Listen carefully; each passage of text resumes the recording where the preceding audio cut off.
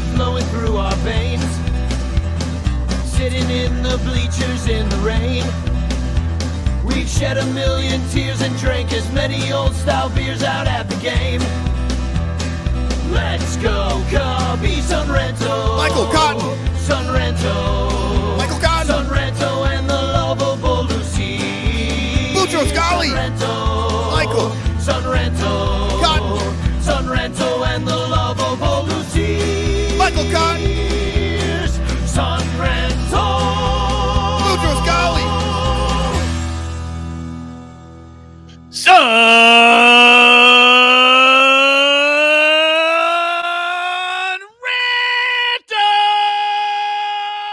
Oh, yeah, baby. Welcome to the Son Ranto Show. That is the call of a man who's been watching a 500 baseball team. You sound so excited to be here.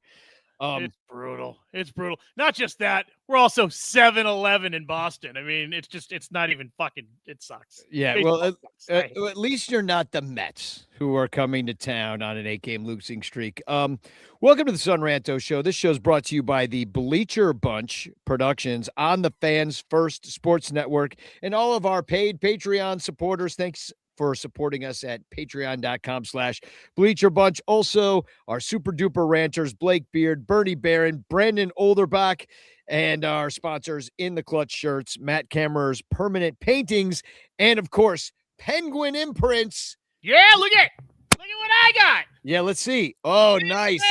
Dude, I love it. And Well, I love it. Show it off. Well, This is from Penguin Imprint. Well, I want to see the bottom. Oh, There you go. Fuck ice indeed. Yes. That is from our sponsor, Penguin Imprints. We love you, little Yumper. You're awesome. Yumps, you're the best. I really do appreciate it. I was so excited to get mail.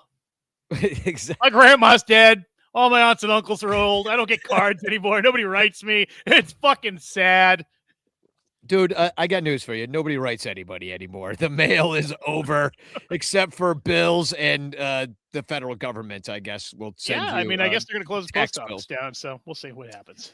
So hashtag Chance in the chat if you would like to win a Frank Chance postcard sent to you by me with a message of love and doom. I can't find one right now because my basement flooded. I had to move everything, but Oh, don't no, what happened? just a little bit of water, not a big deal. I just had to throw away a rug, though. But anyway, here's my hashtag Chance in the chat. Hashtag Chance in the chat. Win a Frank Chance postcard sent to you by me with a message of love and doom. But we're going to start tonight a little bit differently because we would normally talk about the 500 Cubs because we're so excited by how the season's going. It's just so thrilling. Let me tell you. I would start with an injury report for all the guys that are on the IL on the Chicago Cubs that we won't see play this year. But instead, I figured we'd bring a Cubs expert on the show who I used to work with at Outside the Ivy on NBC Sports Chicago. We were so incredible that the station stopped existing. And here he is, Michael Cerami from Bleacher Nation. Welcome, Michael. We brought the whole network down. They said, that's it. We've done as good a show that can possibly be done. We do not need to make any more content ever again. I think that's great. Look at it. You guys weren't so bad that the entire network crumbled. You guys were so good that they couldn't top themselves. And Jesus swept. Like, we won. Yeah. Yeah. Well, anyway, we had an incredible summer that year in 2019, and then we thought we were going to do it in 2020. A lot of people thought they were going to do a lot of stuff in 2020, and it never happened. Everything got shut down. But we had such a great time that summer with you and Luis doing that show on NBC, the post-game show. We did like 26 episodes or something like that. It was fun. You guys did a good job. It was just a fun show. Kaplan, Glanville. I mean, just what a fun summer. That was a good summer. That was like it's a really good time in my life too. It was. I mean, I love my kids and family and living in the suburbs, but like that was peak no responsibility. You know what I mean? So just living in the city, hanging out with you guys on TV. Yeah, being on TV. Like what? What? You're not. TV doesn't even exist anymore. There is no TV now. Exactly. It's true. No letters. No post office. No TV. Exactly. It's all changing, and here's something that changed for you. You have a child, Leo, 2 children, right? 2 children now. But you wrote a book about your first trip to the Bleachers with your son, and I read it today. And first of all, I got a little bit of a criticism. Way too long. It's way too long of a book. What do you know? I got all this time in the world to be reading? No. This is like War and Peace over here. Why'd you write the Bible while you're at it, Michael? I tried to read it, but I'm not quite there yet. I'm still Jack has a cat, and it just it was too much. I'm working on it though. I'll get it on audiobook. You know, maybe we could have Danny read it, and that way you can work your way through. Good idea. At a time. This book's too long. I'll do the abridged version once you like pare this thing down a little bit. But no, I really enjoyed. Well, because I know you, and so I know how sentimental you must have been in that moment. So just like, you know, I know that's the impetus, obviously, for the book. But tell me about that day, you know, walking up to Wrigley Field with tears in your eyes and your son's arms. Yeah. So I have been to Wrigley with Leo. This day, though, I didn't recap a day that had happened yet at the time when I was writing this. Okay. So this was before we had gone. And the reason for that is actually very specific. So you guys remember Mr. Rogers? Everyone remembers Mr. Rogers. Yeah. Sure. So American you Hero. have kids nowadays. There's a new like cartoon on PBS. It's called Daniel Tiger. It's not that new anymore, but it's Daniel Striped Tiger. And he is like not secretly based on Mr. Rogers. It's like the same song. It's the neighborhood. It's like all the same lessons, but it's animated. And that's the way that they're introducing Mr. Rogers to kids nowadays. And I love it. It's like my favorite. So one of the things that they did in that show, and then in books that they have of Daniel Tiger, is they have this lesson where it says, when you do something new, it helps talk about what you'll do. So that like was a huge revelation for us with my son, Leo, when we were going to go to the dentist or the doctor, anything kind of scary. And he actually has pretty bad asthma. We were in the hospital 6 nights last year. It was brutal. So a lot of these things like really ended up landing with us because they would talk about what's going to happen. Right. And so then I started thinking, and I was like, well, I can't wait to take him to the Cubs game. I can't wait to take him to Wrigley Field. And I kind of went to look if there was any like good Cubs kids books for that. And there kind of wasn't. There's like a lot of those, like the ABCs of the Cubs, or, you know, but not a story, not a narrative. And certainly not about what I tried to do in this book, which is talk about everything from waking up that morning and finding out you're going to go, to being bored in the car on the way there, to, you know, getting hungry or being confused when, you know, one of the Cubs fans in the bleachers throws the other team's homer back, going to the troughs and them being disgusting. That's my favorite part of the book. Can we start there actually? Yeah. Because it's hilarious. Here's the picture that I know. I can smell that picture. I know. Nora Reuter really captured this moment. I thought perfectly. Well, it's funny though. So every guy who's been to Wrigley, and especially if you have gone when you were younger, has that moment where you had to like walk up to the bathroom and you got to go stand, next to just a bunch of drunk, old, hairy, smelly. Danny sat in a trough once. Yeah, I believe it. And so anyway, and everyone has that memory or that moment. It's like it's weird, and you got to figure it out. And you're like, this is freaky. I'm eye level with 15 dongs down the line. And so anyway, I'm talking to Nora, and I'm like, the troughs, and she's like, yeah, I know, but I've never seen them. And I was like, oh my God. It was like such a blank, a missing piece of my, I don't know, brain. You're like, women, all of the women haven't seen these. They don't know. Well, my sisters have, because my dad would bring them in there. Let me tell you that.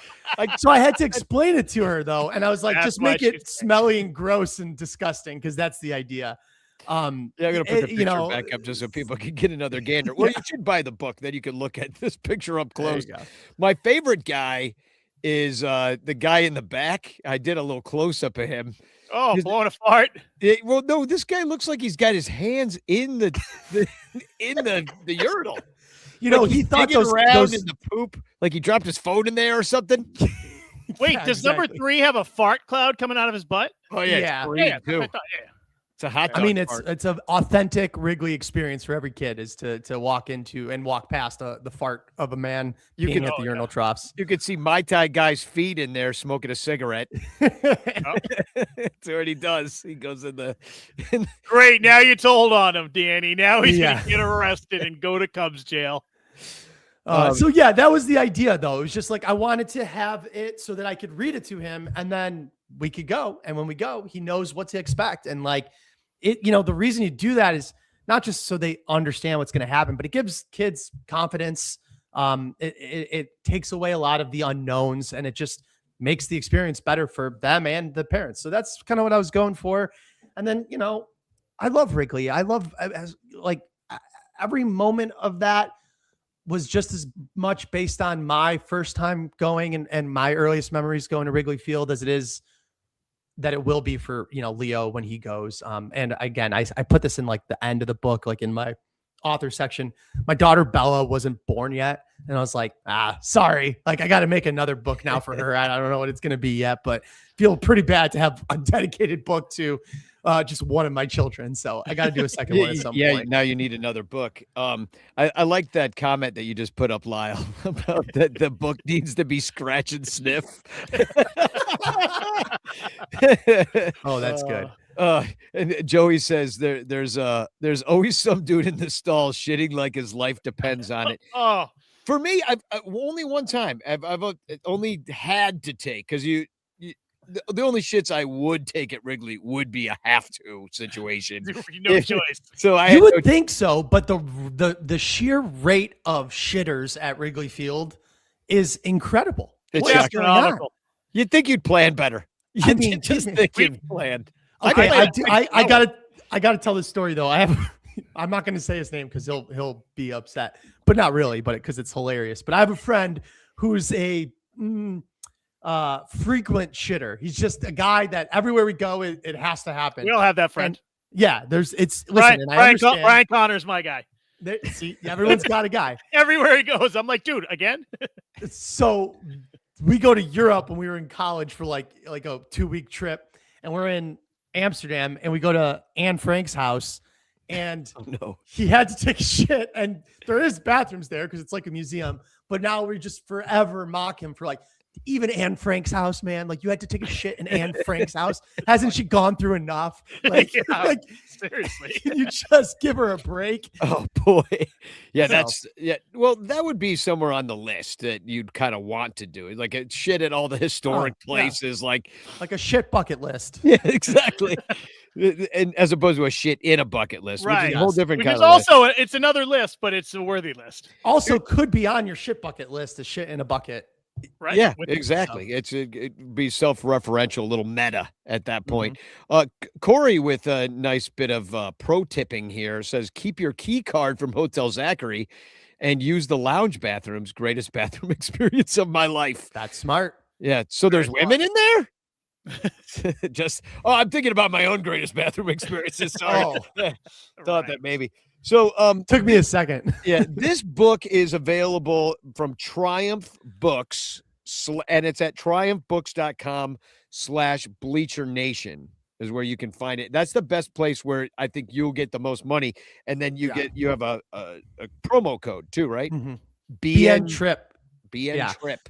That you could get it on Amazon and Barnes and Noble. It'll be in some stores and stuff. I'm going to give some to Joe so we can have them at Obvious Shirt Store also right outside of Wrigley. But if you go to that Triumph website, you can actually get 30% off of the book with the code. So like do it from there. Because Danny just put it up in the chat. Yeah, I just put the link in the chat, and so everybody should go buy this. For their niece, nephew, daughter, son, grandchild, whoever you got. Our show is turning into grandparents now. So this I'll be reading to my nephew. I'm going to see him this weekend, and I'm going to give him this book because I wanted to have you on first and talk about the book and read the book, of course, before I gave it to him, but I'm sure he's going to love it. He loves to read. So this will be great. And I can't wait to show him the trough pictures and prepare him for that. Well, before we move on, because I did want to talk a little bit about the Cubs with you, as long as we have you here. You're a Cubs expert. You're from Bleacher Nation. You write all the time. with Brett Taylor and all the other fine writers over there. But I wrote my own children's book, and it's I think I might publish this. I need to get Nora to maybe do some more. I got a trough scene of my own in this. This is based on a true story from 1983, I want to put it, which was about the first 82, 83 was like my first games at Wrigley Field. And my dad would bring us, and he would bribe us to go to the game. But it was all in the poem I wrote, that little story. So I'll go quick. A Saturday in April, Dad said to me, "Come on, son, it's time to go to CCD. Your Catholic education's important to Mom, and if you don't make a fuss, I've got a surprise later on. If you go learn about Noah and his giant ark, I'll take you and your sisters to the ballpark. Go and get ready. You got to move quickly. First, learn to be Christian, then we'll go to Wrigley." I got my spring jacket and went to the car, excited to see all the Cubs baseball stars. But first, I went to CCD class, where stories about Jesus had me bored off my ass. But after an hour, the class was finally done, and we all drove to Wrigley to have lots of fun. Dad went to the window for $4 tickets. This was before prices were gouged by the rickets. Then we walked in the park, and Dad bought a beer. We got to our seats. We were finally here. Then we watched the Cubs play while Dad got much drunker. He'd finish one beer, then he'd go get another. Then sometime in the middle of the fifth, Dad said, "Come on, kids, I got to go piss." So we all headed off to the bathroom. So we all headed off to the bathroom to drain the main vein on this spring afternoon. So into the smell of urine we walked as it splashed and it sloshed in the Wrigley troughs. Then men were all farting. Oh, what a stink. Then my dad unzipped in front of the sink. "Sir, what are you doing?" screamed a Wrigley Field usher. "What the hell's wrong with you, you dumb motherfucker?" Dad realized his mistake and his face filled with shame. Then we all took a leak and went back to the game. We had frosty malts and we ate cotton candy. My dad drank more beer and we all were so happy. And though I don't remember who won or who lost, I still remember my first visit to the Wrigley Field troughs. Beautiful. What do you think? Can we get Nora to do that one? I think she'd love to. Got my dad. It's true. That's a true story. I believe it. My dad was just drunk, and the old sink, and the old timers will remember this. You had the troughs, but then there was this stone kind of round sink with these little streams of water that came out after you pressed the foot pedal. There was a foot pedal. This thing was like remember those old water fountains that you ran with your foot? Yeah. You see those? Yeah. Like in the old Vaguely. Catholic schools had them. You still go into bars in California. You can't wash your hands behind the bar. They don't put the knobs up top. They're all foot operated because they don't want your dirty hands touching the knobs. So they do all the foot ones. And I'm like, why don't we have that everywhere? So, but there really wasn't much difference in the look of that stone circular sink and the trough. So I do realize that my father he simply made a mistake. I've also drank with your dad on occasion back in the day.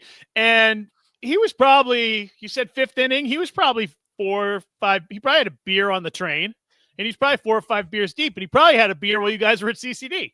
He had a beer at CCD in the car. Yeah. He probably had some of the communion wine. Exactly. He's hanging around the church, like going in the sacristy, stealing the Franzia. Oh boy. I pissed in the oldest, apparently, urinals in Chicago still last night in Pilsen, the bar Skylark. Have you been there? Oh, I love the Skylark. One of my all-time favorites. So we all went there after dinner and hung out there all night. It's great. Place is great. But yeah, their bathrooms are, according to them, the oldest urinals in the city. And they smelled like that. Yeah, it was disgusting. Were they the long ones? Like the ones they're really long floor? and tall. You kind of curve in. You could stand in it if you weren't very tall. Like you could just get naked. That was pretty gross, but historic. So historic, disgusting pee. I took a dump at Carol's Pub one time. That was horrible, but that's a whole different story. That was the old pre-renovated Carol's Pub too. I back in the day did cocaine off a toilet seat at Carol's. You know how you guys, I can tell you guys are good podcasters. This is a lesson I've learned. When I was bad at podcasting, and I'm breaking the rule right now, and I've gotten better, I like to think, I would try to steer the conversation some way. The number one good thing is you just go wherever the conversation takes you. And we are now at pissing in old urinals and doing blow off of them. And like, where did the wave, Michael? Where did this go? Where have we gone from my beautiful, heartwarming children's book? That's how I know you guys are pros. Buy it at what's the name of the publisher again? I'm so bad at this. Triumph, the comic dog books. No, it's true. You gotta. Well, we also both have ADD, so it's nearly impossible to stay on topic. But it is kind of appropriate for the beginning of this Cubs season to be talking about the toilet, because we've been sitting in last place for quite some time now. Can't really do better than 500 in any of these like week-long periods of time. It's like you go up, you go down, you get your ass kicked by the Phillies, you kick the Phillies' ass, you end up 500 at the end of the week again. So where are you with this team? I mean, you worried at all, or? No, I'm not. I actually wrote an article the other day. It was, I can't remember exactly, but it was like, I'm not freaking out about the Cubs and you can't make me. First of all, let me just ask you this and then I'll answer. Do you not feel 100 times better after those last 2 wins in Philadelphia? Those didn't make you feel better? Not just that they won, and not even just that they scored a lot, but the way that it happened, especially with the pitching. Like, don't you feel a lot better than you did 2 days ago? Yeah, well, I mean, I kind of have felt the same the whole time, because in some ways, I really thought that this team wasn't really going to be this offensive juggernaut anyway. The fact that they put up a bunch of runs in those 2 games is a really pleasant surprise. The injuries to the starting pitching have been pretty disappointing. As Boyd's been gone, and of course, we're now without Horton. That's a huge blow. Steele coming back, sure, you can be okay, but I kind of always felt the same way about this team. I guess what I wasn't sure about is if they could play like a team. You have a couple of additions. Kragel's lineups have, everybody seems to be getting hits in all the wrong orders. They left in that Pirates series, they lost 2 or 3, but they left tons of dudes on base. Yeah, I think it was 15 in one game. It's just an outrageous amount. And so, you lose close games to them in extra innings. That's disappointing. This team could very easily, with getting the hits in the right order, be 2 games, 3 games above 500, which gets you second place at this point or something like that. I know, but see, that's exactly my point. Like, you're kind of proving my point in a couple ways. Like, one, it's like, so if they had 2 more wins, you'd be like, this team is amazing. Like, that's what I'm saying. It's so we're like 2 big hits on the year coming through from us all. And that's why I'm not freaking out, because that could have happened. It could have easily happened. Now, that said, to me, there's one thing that has fundamentally changed the way you should think about this team for this season, and that's losing Cade Horton. Like, without Cade Horton, this is a different team. He was probably the single most important guy to not lose this year. Like, maybe you could say Nico Horner, I don't think you would have said that before the season. But you wouldn't have, right? You wouldn't have said that. Cade Horton, losing him is what, for me, takes this team from like, in my mind, I'm like, they're a clear playoff team, and like they can probably hang with the big boys in the playoffs. Without him, you're like, okay, they probably can make the playoffs, and then you just got to hope that they're going to be lucky thereafter, right? But when I see Shota Imanaga not just succeeding, but like, yeah, he's got like a 37% strikeout rate through 4 games. He's throwing harder. And there was like the meaningful distinction that I didn't want to believe. I was hand up. I was like hoping they didn't extend him the qualifying offer so that he didn't accept it. Like that. I was so far seems pretty wrong about that, because he's been incredible. Matthew Boyd got hurt, but I kind of think that with like Steele, the Cubs are very much trying to copy the Dodgers from last year and just get enough guys to get through the season and then have them healthy and throwing their best bullets in September and October. Like, that's what I think, not just like implicitly. I think like explicitly that is their goal and their plan. And we're going to see IL stints way more aggressive this year for all of the starting pitchers. And they just need to be able to weather that storm until then, because I think that that's what their actual plan is, because they got there last year. and they had no pitchers left. I mean, that was why they didn't advance. Yeah, Imanaga everyone was exhausted. Yeah, they were done. And Boyd pitched more than he'd ever pitched, and now we kind of see that catching up. No, it's catching up to chicken's coming home to roost in his arm. Yeah, unfortunately. So I mean, Imanaga, very, very, very short season so far, but I mean, looks like a Cy Young nominee right now. I mean, I don't think he's going to be that good all year, but he clearly looks better. I mean, he looks a lot better. So even that homer he gave up to was Joey Weimer, I think, in that first game, that was like Weimer! It was like 8 inches below the plate. That guy was just on an absolute tear. Yeah, like it couldn't get him out that weekend. I'm like, what? No, that guy's none of the Brewers anymore. So I don't know. I'm feeling fine. I think the offense is, listen, if Michael Bush and PCA are going to be zeros, then yeah, that's a problem. But I don't think Michael Bush will be. I think that's a really bad bet if you think he's going to be a 60 weighted runs created plus guy for the year. And PCA, this has got to be the bottom for him right now. Yeah, right. That's what I'm saying. Like, I don't know. All I'm saying is, if you were optimistic about this team 2.5 weeks ago when the season started, and now you're reigning doom, that doesn't happen to me. It's kind of fun. I'm not there yet. Doom. I mean, our whole show is based on reigning doom. We're literally a game and a half. It feels feast or famine right now. We're a game and a half out of first, though. I know you're going to have to go soon. Maybe put the show on in the background, because I got something to say a little later, and you'll hear how I feel about the team right now. I know I'm coming. Like, I'm the optimistic high guy right now. It's like when one guy look, it's like, but I think this is a good team that has played poorly, and they're playing poorly is 500 baseball so far. Like, it's just not the only team crazy to me. And they're not the only team that's like that, right? We just played the Phillies divisions like that. Yeah, the entire freaking NL East, which has some good teams in it. The Braves are a good team. The Phillies are a good team. The Mets are built well. Mets have lost 8 straight.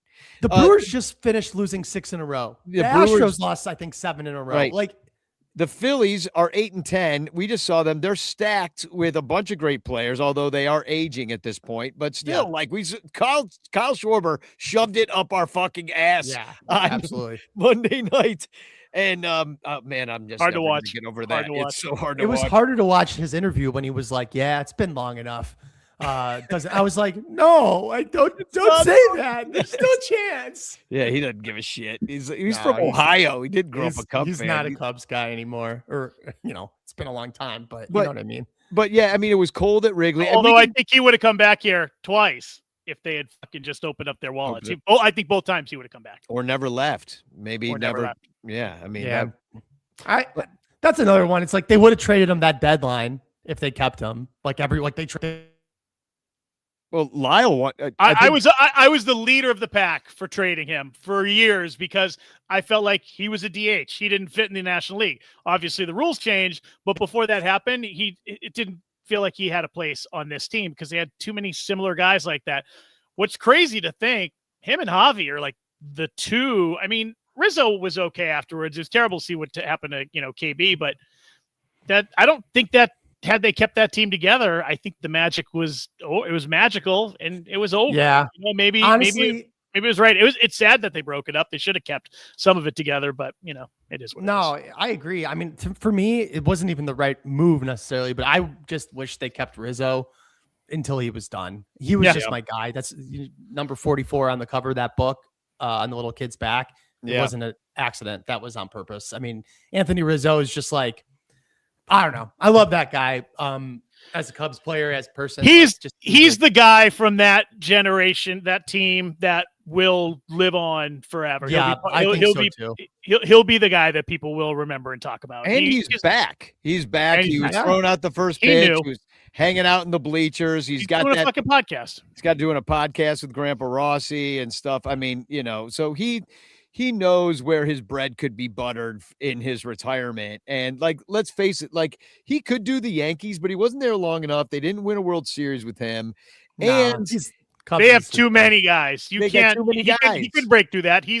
They don't think of him as one of their guys. Guy who came in for a couple years. Yeah, he's a Cub. And he should have been for life. I agree. And now Kyle Hendricks Kyle Hendricks is an angel. I'm sorry. He retires as an angel. No, I'm just kidding. Well, he came in 5th with the Angels, so that's his team. Yep. Yeah, I mean, if you look, I'm looking at these games here. They lost a bad one to the Pirates, 2-0. They didn't score. They lost 4-3 in extras, which they came back, and it was kind of disappointing in the end. They kind of ran out of it. O'Neal Cruz basically beat them single-handedly that game. And then they had the walk-off with Dansby's been hitting a bunch. He had 3 homers this week. So you're kind of seeing signs of life as the week went on. Even in that game that they got their asses kicked 13-7, it was garbage time, but they did put together a pretty good 8th inning when they just kept scoring and they had to change pitchers, and the manager had seen enough and let's go get our guy because that has value. We all know it does. It does. It does. It's like batting practice. And 2 things that I haven't gotten a chance to put anywhere yet. One, Alex Bregman, the results aren't quite there yet, though they have been better the last week and a half. But he's been smacking the ball pretty much all year. I think he's fine and just hasn't really gotten good results. So what he did with the Red Sox, this is what he did with the Red Sox last year, and it took a second, and then all of a sudden he was he was my favorite player on that team last year. I was bummed at the Red Sox. Red Sox fans are devastated that they didn't re-sign him. Devastated. Yeah, that's a good sign because Cubs fans are not devastated that they didn't sign Kyle Tucker. And I think it's hasn't been the greatest start, right? Last time I checked in, he wasn't doing too hot. But the other thing, though, really quick, is that, we talk about the lineup problems or Counsell not doing things that you want. But I'm actually pretty surprised how quickly he made the switch to making Nico Hoerner the everyday leadoff man. And not only moving Bush down, but giving him 3 days off in a row in early April. That was actually pretty reactionary and correct decisions all around. But that was actually it feels as though one of those things that any Jed Hoyer team, or if David Ross was the manager and Jed Hoyer was maybe dictating more, would be no, we're going to leave him there for, and it would have just gone on a lot longer than it did. Nico is now the everyday leadoff hitter against lefties and righties. That was not the case on opening day. It was not the case. No, Nico Hoerner is also the MVP the whole year, I think. They right now, for sure. They had Bush up. They were platooning that, and first base has been a bit of a musical chairs over there this season. You threw Ballesteros over there. They threw Matt Shaw over there. They threw Carson Kelly and Miguel Amaya. Well, I mean, it's the same job. It's catcher. You catch a ball. It's how hard can it be? How hard can it be? You just got to do the feet different. So it's been musical chairs over there in a way that you imagine left field would be. But Ian Happ's just, build the statue out there of him because he'll just be out there. And then, so that's been interesting. But then also the DH role, Michael Cotton, who's not here tonight, by the way, he had other plans that are more important than hanging out with us. But he made a point on Cubs Pod, our daily show. He's like, they're treating the DH like the pitcher spot. Back in the day, because it's all about handedness. They blow up the bench every game. Everybody but Dylan Carlson got to play. And Scott Kingery. Scott Kingery, he gets to run the bases sometimes. You got 2 at bats. He rolled over in both of them. He stinks. And then there's he does. And then there's the whole bench was Scott Kingery last year. So this is a big step up. So exactly. It reminds me of Brent Lillibridge back in the day. Oh, remember him? Yeah. Why do we remember him? Because we're Cubs fans and we're insane. Everybody should have forgotten him, and we remember him.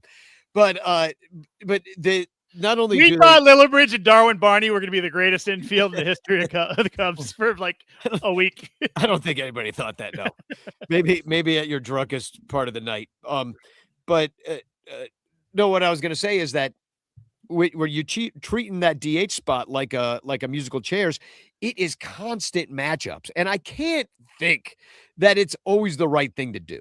It's no. A good hitter is like Moises Ballesteros versus a lefty. Just give it to me. It's going to happen. I totally agree. I totally agree. And especially because I think I'm trying not to say this out loud or think about it too much. I'm pretty sure Moises Ballesteros is an absolute monster. I think he's going to be just incredible hitter, and already is, frankly. I don't think it's crazy to do the process of like easing them in against lefties. And then now that Suzuki's back, like, you got to keep Shaw in the games somehow. But the thing that actually was annoying to me the other day was, and I get that Suzuki was hurt, but they had Suzuki at DH and Shaw out in right field. And so when you do that, you can't sub Ballesteros in for Shaw later in the game when they pull their lefty starter, because Ballesteros can't play right field, and you can't take out the DH because then you lose the DH. So it's like, if they're both going to be in there, Shaw should DH, so at least you could sub him out for Ballesteros the second a right-handed pitcher comes in the game. But I have a hard time believing two things. I have a hard time believing Ballesteros won't start getting opportunities against lefties. I think he will. And I have a hard time believing he's not going to hit in the top 5 spots in the lineup before the end of June. Like, I think he's just going to, I think they're just methodically getting him there. And maybe that's a little cowardly, or whatever, but I could kind of understand it. And I think he's going to get there anyway. So I think by the time, the end of June rolls around, he's just going to be like the everyday DH who bats third and is the left-handed power bat that is where otherwise Michael Busch or Ian Happ have sort of been in the lineup through this point of the season. So I think that's where we'll end up. I mean, I'm not saying that. Do you guys think that it's going to happen, or what do you think? I mean, it's hard to say. The music. I hope that's what happens. Yeah. I mean, I hope that's what happens, in that that we have a good 3-hitter, because I don't feel like we've had it this year. Ian Happ he's just not that guy. His batting average is, all his numbers improve so much better when he's down the order. And we made the point the other day, we were looking at like the Dodgers lineup or something like that. And they said, well, where's Ian Happ hitting the Dodgers lineup? And Lyle's like, he's on the bench. Like, Ian Happ's like not even in the lineup.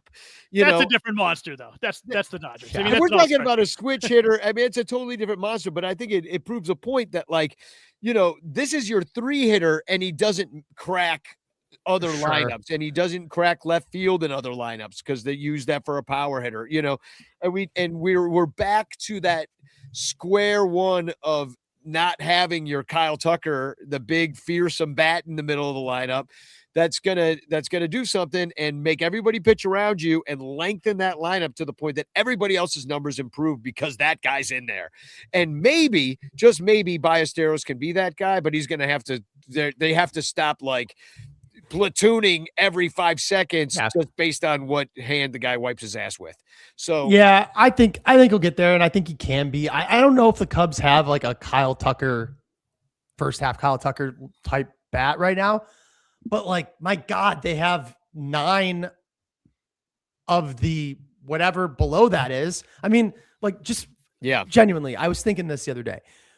Dansby Swanson's had like a better run lately, right? But like, our 9th hitter on most days is a Gold Glove shortstop who hits 20 homers every season right now, right? And he's got, I think, 4 already this year. And it's just hard for me. Like, when you think about it that way, it's like, is this a bad lineup? Like, if your 9-hitter is a Gold Glove shortstop who hits 20 homers, he's not a consistent hitter. He's very streaky. The average isn't super high right now, but the on base is a lot better. The slug is there. When that's your 9-hitter, it's like, I don't know. It's hard to get on paper too much, certainly better than that overall. The problem is they don't have, again, that big, and maybe they do. Maybe it's Ballesteros. Maybe Michael Busch is the guy he was last year. Who knows? Maybe Bregman has a hot year, or the guy that like we all are afraid to talk about, PCA. We all saw what he did, right? Like, that happened. It wasn't like he was kind of hot for a few months. He was like the best hitter in baseball for 3 months. So let's see, let's see. It's very strange. It's very strange though with him. Like, is he that guy, or is he actually the guy he was in the second half? And that's just who he is. I don't know anymore. I don't know either. But I do know that Kevin Kiermaier never sniffed a week like the 3 months PCA had. Yeah. So it's just not the same thing. You know what I mean? Like, look at, like, we were talking about this on our pod today. Brett brought this up specifically because I always made fun of him for being scared of every prospect in the NL Central. And Jordan Walker, until recently, had shit the bed, right? He hadn't been that good. And now he's Aaron Judge, right? This like been an insane. Certain guys have like PCA, this band of, potential, right? And PCA is just a very high ceiling, low floor hitter, but like that is still a more attractive player to me than the guy who's like this. And it's like, you don't even put it as Ian Happ. Ian Happ's gonna, at the end of this year, he's gonna have a 113 weighted runs created plus. It's probably going to happen. He will hit his numbers and everybody will complain, and then they'll be excited, then they'll complain, and then they'll be excited, and then he'll hit his numbers. But there's 0% chance that he's going to be a 140 weighted runs created plus guy who hits 30 homers. That's not happening. Okay. It can happen for PCA. And so I don't know. He did it once. Like, it's not even like just potential, like Walker. He actually did it. So I don't know. I'm ready. I'm waiting to see. I felt pretty good after these last 2 games in Philadelphia. And I think that if you're willing to feel better after 2 games, then that means it's fucking early. And I need a winning week. It's just been 500. I'm like, just get me above 500, then 2 games above 500. Let's and if we got to hang around there, make a move. Yeah, if we got to hang around 3 games above 500 for a while and just do that for a bit until we make another move, that's fine with me. But what I don't want is this, we're 1 game over 500. We're 2 games under 500. We're 1 game over 500. I mean, that's when I'm like, okay, this reminds me of my youth when I'm going to watch my dad pee in the sink at the troughs, when I was excited for a 500 team, and because that was as good as it was going to get for the year until we fell apart in August. And listen, it's more important to, it's better to confuse the sink for a trough than the trough for a sink. That's what I always say.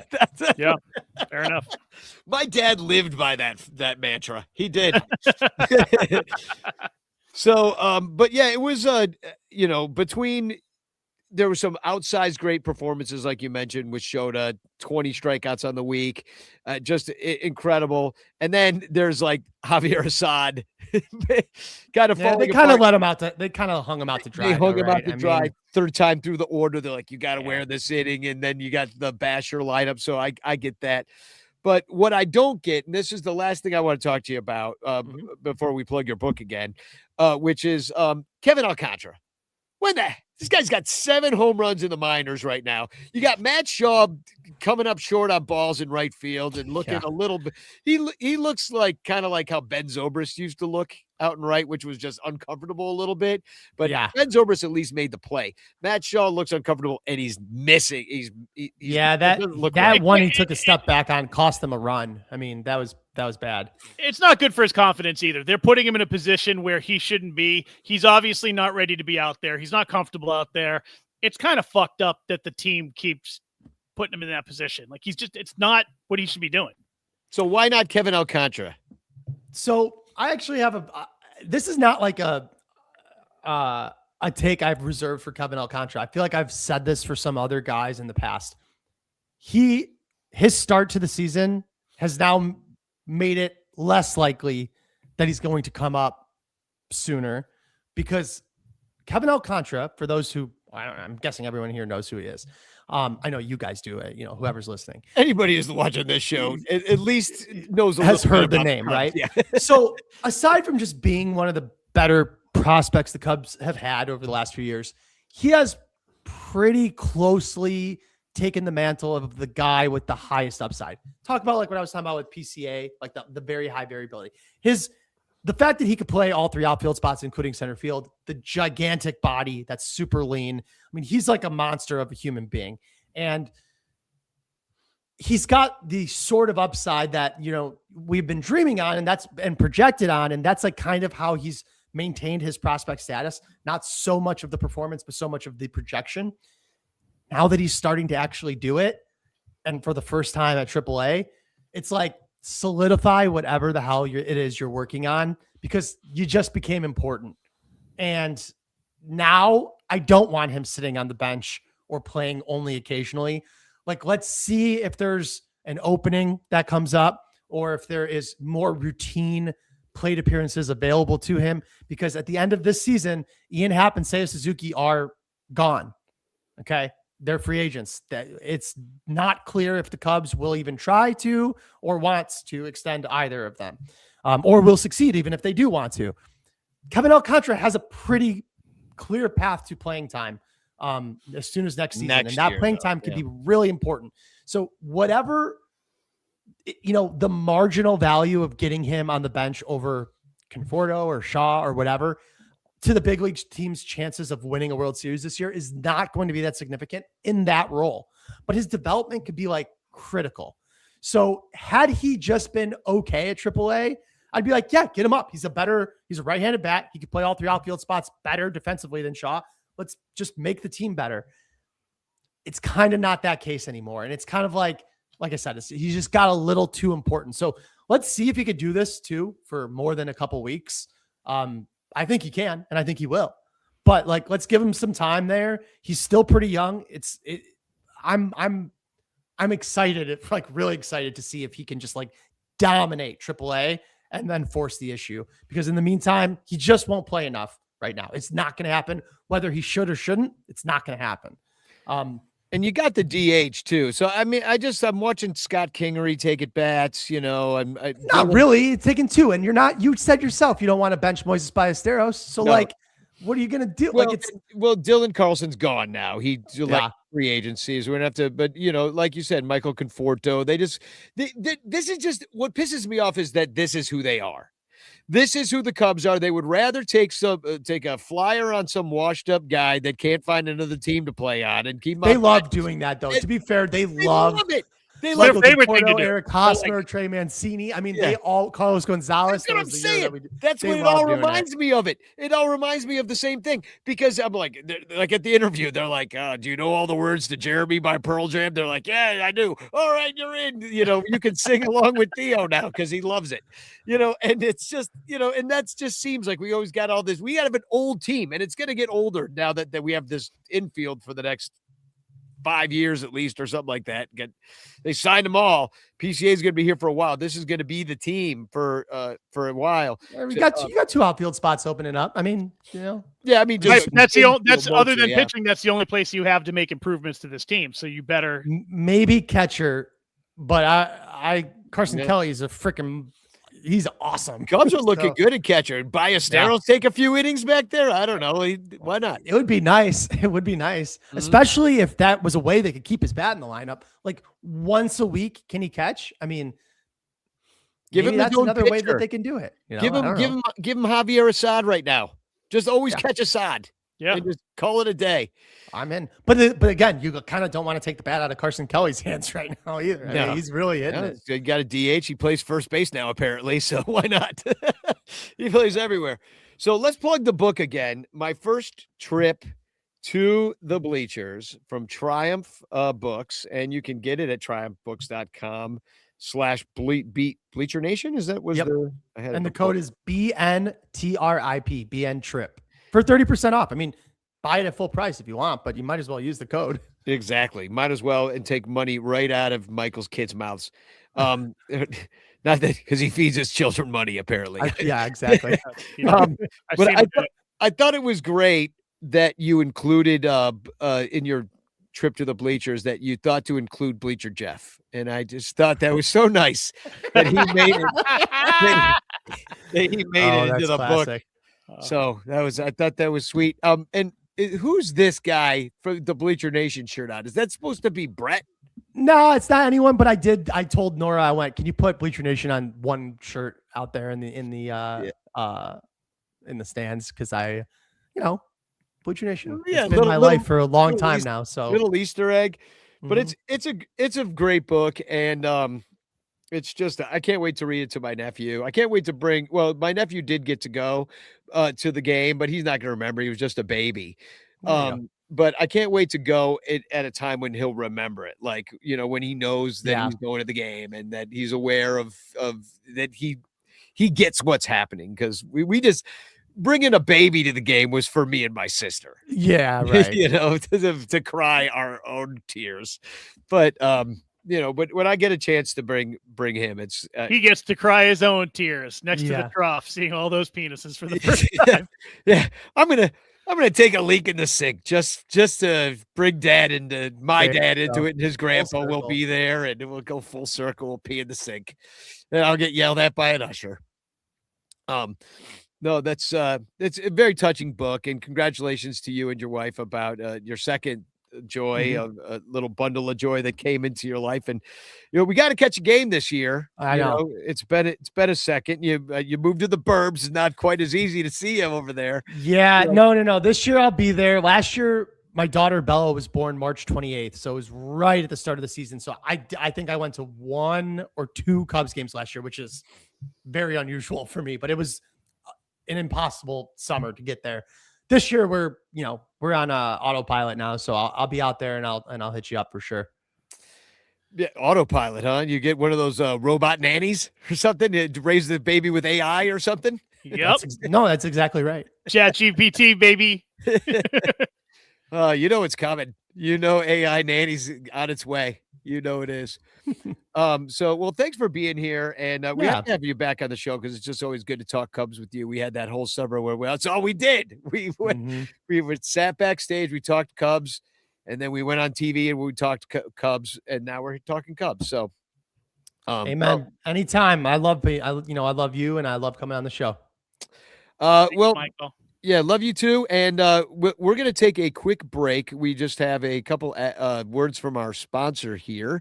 And then when we come back, we're going to have Britt from a new app called Fanarchy, which I've been using a little bit. It's kind of a fun app that's gets you off the Twitters and off the Facebooks where basically all I do is yell about politics these days. Anyway, so we'll be right back after a brief message from our sponsor, and everybody should read Bleacher Nation and Michael Cerami and the book My First Trip to the Bleachers. We'll be right back.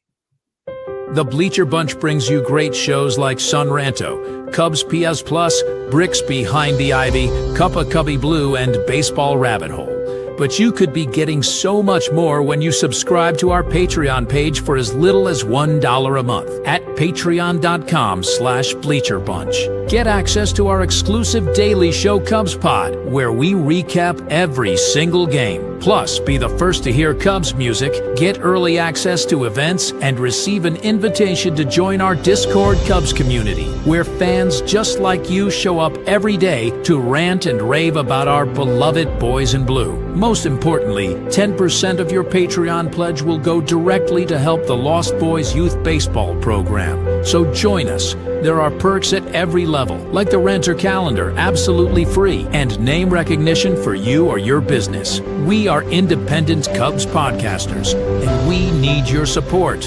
Otherwise, we'll quit. Seriously, we'll all quit. Some of us might even die from your lack of support. In fact, the cutest little puppy you've ever seen will die if you don't support the Bleacher Bunch at patreon.com/BleacherBunch. We promise to spend all the Patreon money on tickets and beer and all the dog crap we have to buy just to keep our podcast rolling. So give us your money and we'll waste it far better than you will. Patreon.com/BleacherBunch. Free trials are available, but don't do a free trial. Just join, okay? Okay. Patreon.com/BleacherBunch. In the clutch. Buy t-shirts from In the Clutch. Take it from the Bleacher Bunch. You'll love the shirts from In the Clutch. In the Clutch shirts are comfortable, stylish, and guaranteed to get you laid. Plus, they're proud sponsors of the Bleacher Bunch. Use promo code BleacherBunch for 10% off your purchase. Nice to feel and soft to touch. That's why you will get laid so much. Wearing a shirt from In the Clutch. And you can thank the Bleacher Bunch. In the Clutch. Buy t-shirts from In the Clutch. Remember the code Bleacher Bunch. Save 10% at In the Clutch. In the Clutch. In the Clutch. In the Clutch shirts actually not really guaranteed to get you laid. Hey there, as you can see, I'm a talking penguin. No, I'm not like the Batman kind of penguin or Ron Say or that dumb fuck Happy Feet. No, I'm the spokes penguin for Penguin Imprints, who makes awesome imprinted items with original designs. And they do custom stuff too. Why, check this out. And this. How do you like this, Chicago? And I love this one. And this might sound a little weird coming from a penguin, but fuck ice indeed. Penguin Imprints also makes custom t-shirts and stickers for your event or organization. And because they're sponsors, listeners of the Bleacher Bunch Network can get 20% off any order at penguinimprints.com with the code Bleacher Bunch. Okay, that's enough about Penguin Imprints. Now I gotta go find that little bitch Happy Feet and put his smirking beak on the other side of his head. I hate that fucker. But man, do I love Penguin Imprints.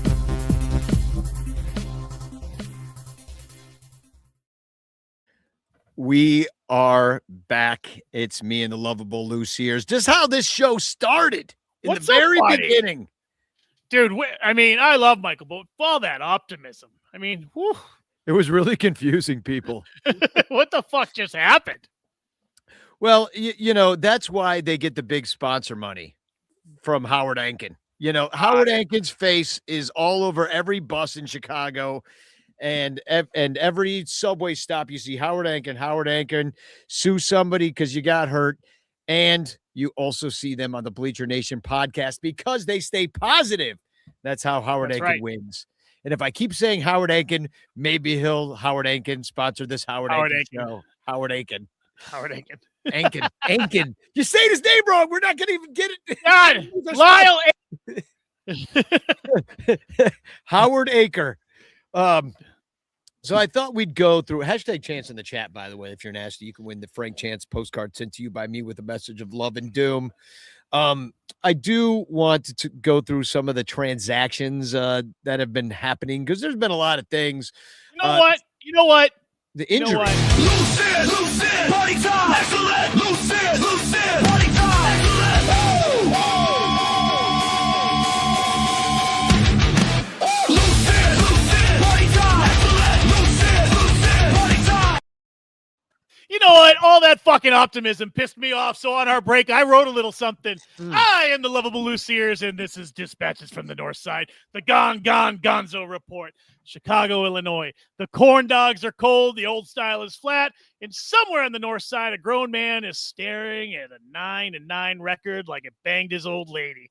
It's April in Chicago. The ivy is barely green. The Cubs are barely breathing. And yet, somehow, and probably in the deranged and beautiful tradition of this franchise, we are still here. Welcome to Thursday night. I'm your co-host, sitting here with the Danny Rocket. I'm medicated. I'm intoxicated, barely. I'm trying to do this in 4 minutes and 20 seconds so we can celebrate 420, which is coming up. Let's talk about your Chicago Cubs. All right, where are we? We've won 9. We've lost 9. 9 times. We are a perfectly symmetrical disaster. We are a palindrome of mediocrity. The Cubs are 500, and somehow that feels like both a triumph and a slow, quiet death at the same time, depending on which game you're watching and how much you've had to drink. Let me walk you through the week. And I'm warning you, it's a fucking journey. The Pirates came to Wrigley. The fucking Pittsburgh Pirates, a franchise that has been circling the drain so long they've developed gills. I mean, the only thing they're known for is a tragic plane crash, for fuck's sake. And what did the Cubs do? They lost the first game 2-0. Shota Imanaga threw 6 no-hit innings. 6 no-hit innings, and the Cubs lost because the bullpen then walked out onto the mound like men who had eaten a bad gyro and did what bullpens do. They shit down their fucking legs. 2-0 final shutout by Pittsburgh. I don't have words. I have only the sound of a bar stool scraping slowly across the linoleum floor. That's it. Game 2 against the Pirates went 11 innings, and the Cubs lost that fucking one too. 4-3 on an error. 3 errors in 2 games against the Pirates. 3. That's a hat trick of shame. Caleb Thielbar took the loss, which at this point should just be filed under Tuesday in Cubs organizational binder. What kind of name is Caleb Thielbar, Danny? What the fuck is that? Then, and I need you to still be listening. It's a lefty's name. That's what it is. It is. I need you to still be listening. And the Cubs came back Sunday and beat Pittsburgh 7-6 in a comeback where they down 5-0 and clawed their way all the way back, for the win. Matt Shaw hit a home run. Moises Ballesteros hit a home run. The bullpen held on. Surprisingly, the North Side breathed again for the first time in 48 hours. We split a series with the Pirates. Kind of. Again, and the team that uses a bullpen game every other I don't know, took the rubber game. Fine. Moving on. Then we went to Philadelphia, and Philly opened the game up by putting 13 runs on the board. 13. Javier Assad came out of the bullpen and gave up 9 of them in 4 in the third inning. I mean, he took one for the team. He finished the night with an ERA of 18.69. Said that right? 69. Nice. That's not a baseball stat, people. That is a speed limit in a school zone in a fever dream. The Cubs lost 13-7, and it felt worse than the score because the Phillies were laughing, and Kyle Schwarber, yes, our Kyle Schwarber, the guy who used to crush balls into the bleachers on top of the Budweiser sign and into our hearts, hit 2 home runs against us. 2! I saw them with my own fucking eyes. I need a moment. Let me take a sip. But then the Cubs woke up, looked at each other, and appropriately decided enough of this fucking garbage. And thank fucking God, 2 games, 10-4 Cubs, 10-4, good buddies. Nico Horner drove in a career high 5 runs, and Carson Kelly hit a home run, and the Cubs beat Philly clean and clinically. 10-4, 10-4, good buddy. We like that. We appreciate that. And then Wednesday, Shota Imanaga, again, the same man who got 0-run support 6 days earlier against the Pirates, came out in Philly and was absolutely possessed by a baseball demon from the good dimension. He had 26 swings and misses, the most by any pitcher in all MLB this year, tying Yu Darvish for the most in a single Cubs game in the pitch tracking era. Pretty good stat. 11 strikeouts, 6 innings, 3 hits, and Nico Horner. Easy for you to say. Drove in a career high 5 runs for the second time in 3 days, Danny, because apparently Nico decided that this is his moment, and I, for one, am not going to argue with the man. Cubs win 11-2, series win in Philly. Take that, Bryce Harper, you dirty fucking bastard. Cubs are 9-9. Dead even, last place in the National Central, which, yes, sounds awful, but the entire division, honestly, is a 5-car pileup right now, and nobody's running away with anything. We're right there. Seiya Suzuki is back. Imanaga looks like a Cy Young candidate. Nico Horner is, playing like a man who just signed an extension and then remembered he actually loves baseball. Through his first 4 starts, Imanaga has 31 strikeouts and 22 innings of work in a rotation that lost Cade Horton, which we talked about a little bit ago, for the entire season before April even got its fucking shoes on. That's a lifeline being thrown from the mound every fucking 5 days. That's not bad. Now, the bad Michael Busch hitting 148. Ian Happ had 0 hits in the finale and is riding a cold stretch that would make a mortician a little uncomfortable. The bullpen remains a box of mystery meat. It's fucking gross. Some nights you get a filet. Some nights you get whatever cable field bar is serving at 18.69. And we're still watching the Reds and the Pirates. The Pirates sitting above us in the standings like some kind of cosmic fucking prank. But here's the thing. Here's what I know. This team just won 2 in a row in Philly and outscored the Phillies 21-6 over the final 2 games of that series. That's not nothing, dude. That's something. This team that might be figuring out what it is. 9-9. The season's only 11% over, Danny. There's so much big. A lot. It should be illegal. The Ivy's not even fully green yet, buddy. We are the Chicago Cubs. We have survived worse. We have deserved worse. We are here. Let's play some fucking ball. You know what I mean? Beautiful. And the Cubs have won 9 times. And they have lost 9 times. Listen, I come from the era that when I was a kid, almost my whole life, if the Cubs were 500 till the All-Star break, you still had hope, my friend. And I know we're confusing everybody with the hopium that we've been sticking into our arms with a needle. But I just wanted to bring us back to us. I didn't even know I was going to say anything this week. I was going to let it go. We had 2 guests, but there was so much optimism there. I started to fucking twitch, and I went and poured myself a drink, and I just fucking jotted down a couple notes, and there you go. I apologize, but I had to get it out of my fucking. Well, I had to get the poison out. I'm all that sure, optimism.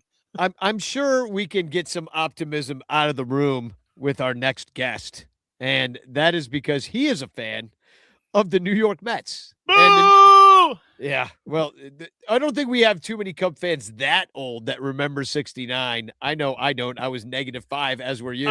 As a diehard Boston Red Sox fan, the first and only time I ever saw my father cry was 1986. So, Yeah. So you're a Red Sox fan deep down, so you hate the Mets for your own reasons. But but we don't hate this next guest. He's a friend of mine from back in New York City, Mr. Britt Myers. Give it up for Britt. Welcome to the Son Ranto Show. How you doing? How's it going? Yeah, I'm doing as well as 7 and what is our record? 7 and 12. Is that it? 7 and 12. I can't even look at it. You've only got 6 games. I maybe you have 7. I'm not sure, but I saw that you were just slightly better than the Rockies. Like one game better than that. Yeah. And I think you're 1 game worse than my Red Sox, which is 7 and 12. Yeah, you're 7 and 12. We're 7 and 11. So if you go back like a year, like I don't know, if you pick some date like last July or something like that, like they have the worst record in baseball other than the Rockies. I think it's like because they had such a bad second half of last year, so it's not starting off promising this year. You're loaded though. That team's. I mean, you got to should be good. That's how we feel. This is kind of what the Mets. Isn't it kind of what the Mets have felt like over the last several years? Even like going into the playoffs, like I follow them. I've always followed them. Danny fell in love with them a little bit when he was living in New York because he hated the Yankees and his niece loved the Mets, so he'd go to a lot of Mets games. So I'd follow him, talk to him about it, and it just felt like they had all these players. They spent this money, but it feels like one of those teams that gets great players but gets the wrong mixture or something. They just either the team doesn't. I don't know what's wrong. There's something wrong. Well, they nailed it in 2024. I mean, I don't, some of that is just happenstance with sort of the players they got and the vibes they got and what they got from those players. But 2024 it started off really bad, and then it was like so magical. And I think all of us in the fan base have now really high expectations that are not being met recently. No, not at all. Yeah, 8 straight you've lost. And the Dodgers, that's one thing. You get swept by the Dodgers, that happens. But you got swept by the A's at home, which, wow. I mean, and I heard the Boo Birds were already out. Yeah. The A's are pretty good this year, right? They're like they're gonna compete this year, right? Right? A juggernaut. Yeah, exactly. We got beat by the Nationals. We didn't get swept by them, but we came damn close. No, every team can beat every other team in a 3-game series, right? But I think the Cardinals beat us. The other team in there? Good. We did take the Pirates down 2-3. Opening day was amazing. Do that. Opening day was amazing. We scored like 11 runs. It was awesome. We were like, oh, the season's gonna be great, and then just downhill from there. Now it's only April 16th.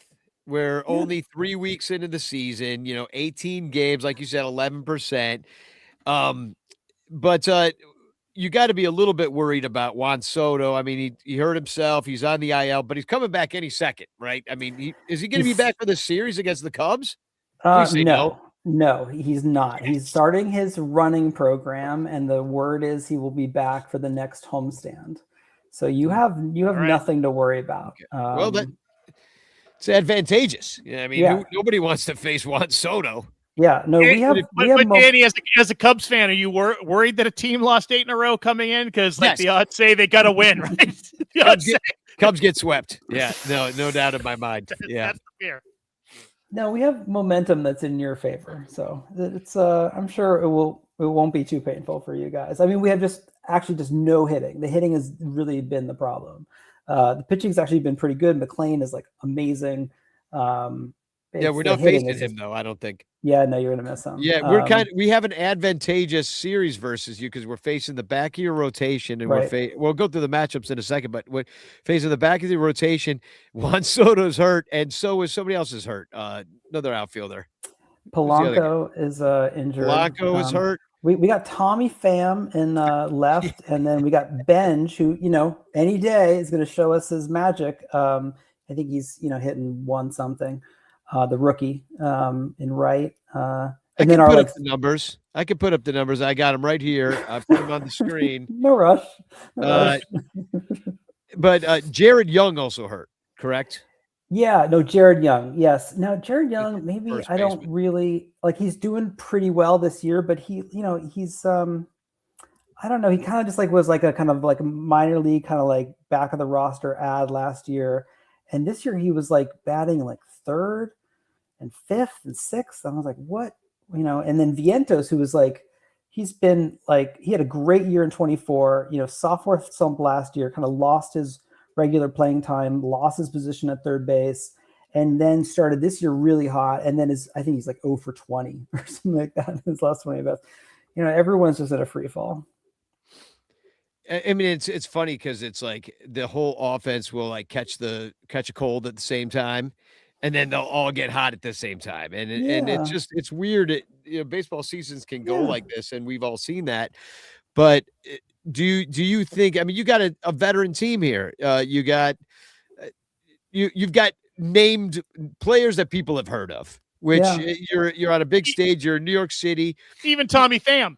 Even Tommy Pham comes from the minor leagues. By the way, he's in a feud, which you probably is not a surprise to anybody who knows about anything about Tommy Pham. He's like slapping people over like gambling problems. Yeah. And then, but him and Bleacher Jeff got into it. And Bleacher Jeff is a fan. You're going to meet him on Saturday because you're coming to Wrigley Field. Yeah, I'm coming to watch the carnage.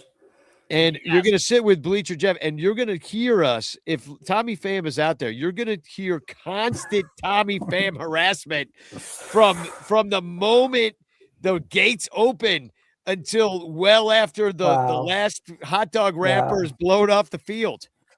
It will not be boring. No, you're going to be entertained by it. And if we get to see Polanco, which I don't know if he's coming back anytime soon, but Lyle and I were privy to speaking of veterans, back in 2015. So good. When Gregory Polanco, as a Pittsburgh Pirate, early in his career, the Cubs won a walk-off when Gregory Polanco tripped and fell in the outfield. Over his own foot.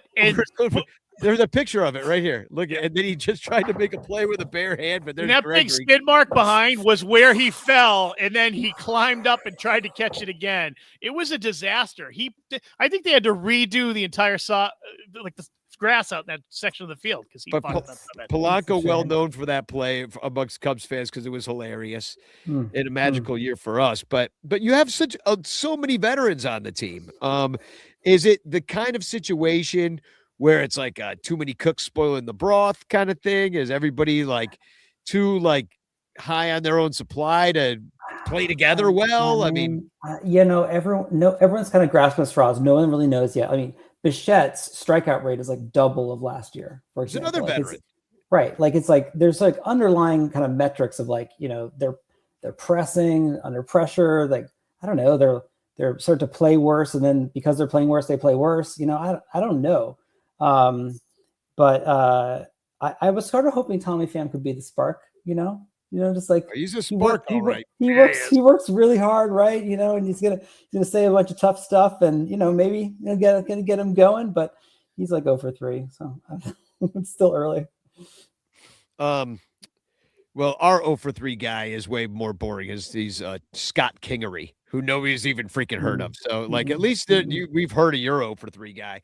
And then talking about the pitching, like you said, McLean's doing great. He also wrote the song American Pie, I believe. Oh, no, that's Don McLean.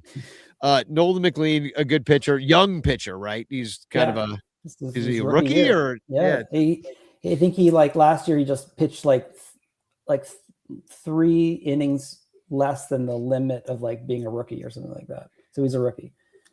Oh, so he's technically a rookie, but he did He's play technically- last year. I don't think Yeah, yeah. we saw him. And if we No. did, I forgot. But the one that I think people are interested in because we saw him so much is Freddie Peralta, who you signed in the offseason, or did you trade for him? I forget. Trade for him. We traded like another really good young pitcher for him, for 1 year of him, but hopefully he can deliver. I mean, I don't know that he's like the ace that everyone kind of like talks about, but he's obviously like very front of the rotation, solid, 30 plus starts guy that we needed. Like last year, the pitching was, 5 innings at the most. It feels like everybody now. It makes me so sad. The old days are gone. You're hard pressed to see anybody pitch out of the 6th. Yeah, I think McClain he did 7 the other night. I mean, it was in LA, and I think that's the night I went to sleep early, unfortunately. But I think he did 7 the other night. But yeah, no, Clay Holmes has been like he was great last year, reliever turned starter. I think you're gonna face him this weekend. I don't know if we face Holmes. No. We face. I'll tell Senga, you, we Peterson. face Senga, Peralta, and the lefty David Peterson.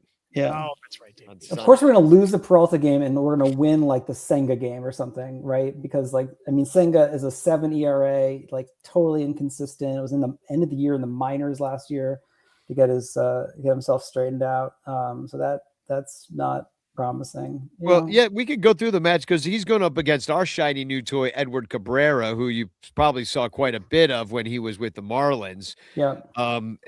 Big That's game stuff. 1, right? What's that? Game 1, yeah. That's game 1. And Cabrera has an electric arm. The knock on him was the control issues. We did see him issue with quite a few walks last week. The strike, but he's got the strikeout stuff too. So obviously the Mets will be a little bit more familiar with him being it's not like it used to be when you just faced the hell out of your division, but still they're more familiar than maybe with some other pitchers. And then the second is going to be the battle of the veterans on Saturday on Ron Santo bobblehead day. So show up early if you. Is that the day you're going? I am going. Yeah, we're all going. Yeah. Me, Britt will be there. And I got to shout out Carrie Meyer because she texted me and she's like, "Hey, did you get your ticket yet for Saturday?" I said, "No, I just play chicken till the end because that's what I do with SeatGeek." And then all of a sudden, boop, here comes a notification on my phone. She sends me a Bleacher ticket. So thank you very much, Carrie. You freaking rock. So Peralta versus Tyone. So that's like a veteran matchup kind of situation. Ian Happ, I mean, the Cubs have seen him a lot, but the guy who's seen him the most is Ian Happ. 32 at-bats, batting .063. Just brutal numbers. Let's get that up to .069 by the end of the obviously he's going to hit a grand slam or something off of it. Yeah, exactly. It's all topsy-turvy world. Right. Everybody's due. Evens out, right? Yeah, everyone's due. Everybody's due, especially the Mets having lost 4th straight, which I'm scared of. And then eight straight. Yeah. And then there's lefty David Peterson against Assad, who got blown up. He put the ass in Assad in his last start, but it wasn't totally his fault because he's not supposed to go through the Phillies order a 3rd time without disaster. What do you think of David Peterson? That's the one guy we haven't talked about really. I mean, he's a new free agent after this year. His first half last year was amazing, under 3 ERA, made the All-Star team, and then he's just been awful kind of ever since. I mean, the second half of last year was like over 6 ERA, I think. He's starting off this year poorly. He's a ground ball specialist, and I can't say that our defense has really improved since last year. But I don't think it even matters in his like last couple starts. Like they were really driving the ball. So, he's obviously got to even out too. So we're all going to even out. So do you think this might be an off year for the Mets? Like, I mean, I'm looking at like Lindor's batting 184. Lindor always starts slow. He always starts slow. So you expect him to come through. You sort of expect that, like and the numbers kind of have always been there, but there's been like these kind of gaffes from Lindor that have been very unlike him, sort of mental gaffes, like just being out of position, not charging a ball, forgetting how many outs there were, like stuff that's like, oh, like there's something else maybe going on, maybe, I don't know. But that's more worrisome than it had been in previous years, I think. This slow start. Maybe he's just high. Yeah, could be. I mean, could be. Ever since New York went legal, he's just like popping gummies in the dugout. Right. Yeah, he's hanging with Dwight Gooden, and Daryl Strawberry. I would have loved to have been. Now, wouldn't it have been awesome to party with the '86 Mets? Like, I would have died. I might have died. It would have been a good time. Yeah, that would have been. That should have been on my bucket list, but I was a little too young for that. Yeah, unfortunately I was 12. Yeah. Yeah, my parents wouldn't let me out. Unfortunately.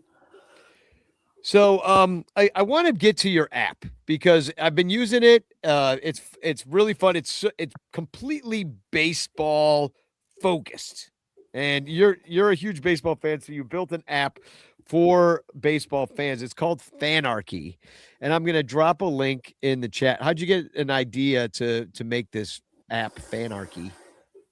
Well, let's see. I mean, I guess it's like a couple of things. Like one, I just after COVID, I just started going to so many baseball games, and I just started to just like really like appreciate the power of fandom, just like how you can make friends with any Mets fan anywhere in the world.